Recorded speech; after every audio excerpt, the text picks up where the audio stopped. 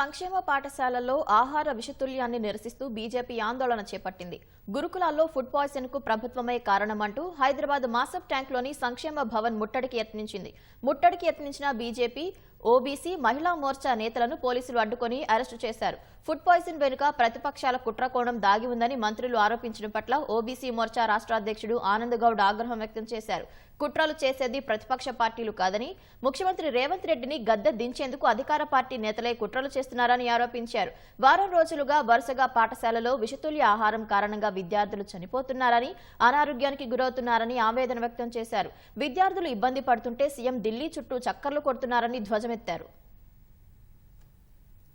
BC హాస్టల్లో ఇప్పటికీ 51 మంది పిల్లల ప్రాణాలు ప్రభుత్వం నిర్లక్ష్యంతో ఇతరులపై నెపం నెక్కి మా తప్పు లేదు, ఎవరో కుట్ర చేశారు, పిల్లల మీద ఎవరు కుట్ర చేస్తారు వెంటనే చర్య తీసుకోండి.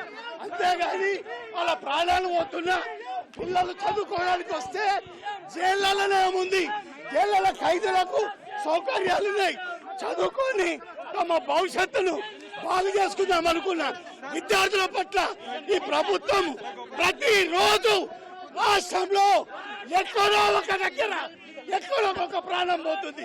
పిల్లలకు సరి అయిన సౌకర్యాలు, పురుగుల అన్నము, బాతులు లేవు, నీళ్లు లేవు, చలికాలంలో వాళ్ళు పడుకోవడానికి సౌకర్యాలు లేవు.